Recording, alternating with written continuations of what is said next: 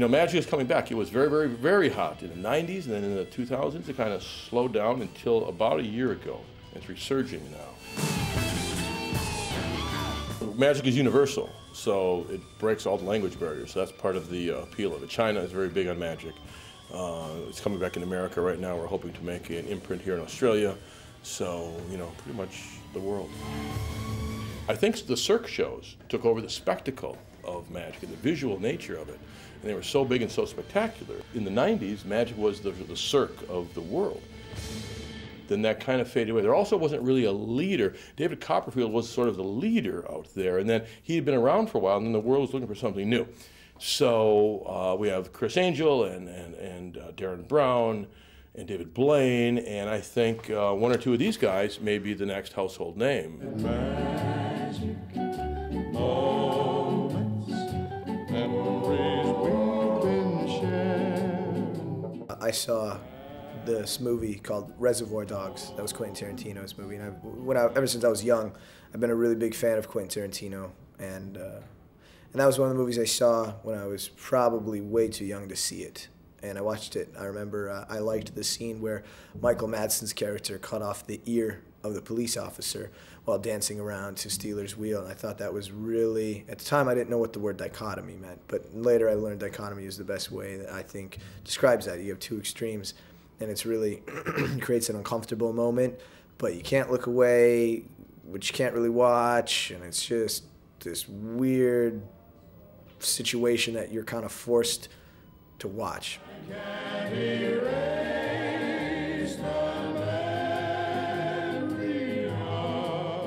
And I always wanted to do something like that.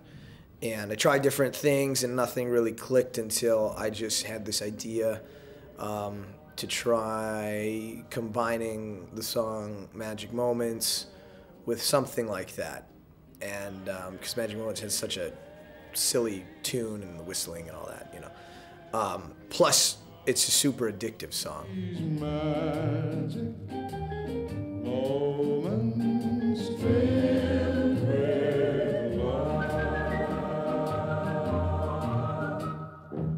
I wanted them to remember the experience, and you know, so they'll catch themselves whistling the song, and then you know, their friend will be like, "God, why are you whistling that song? It's annoying," or something, and then they'll be like, "God, I saw this show, and this guy did this thing," and so many different elements, you know, can be added to a bit outside of just, oh, I want to make something appear or disappear. At least for me, that's kind of one of the ways I've, you know, tried to develop things.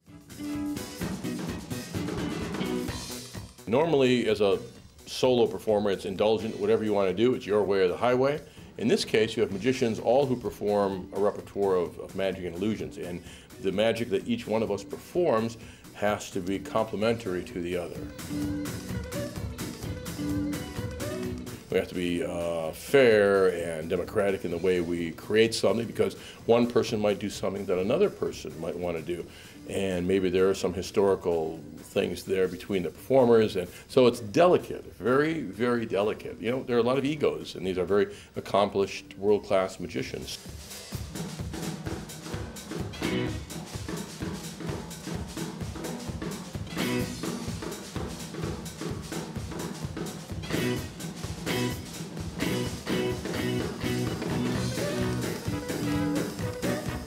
In a show like this, that it can work, that an ensemble group of magicians can work together where the sum of the parts is greater than the whole, I think it has a lot of potential. And I think it's time for magic to be back on top.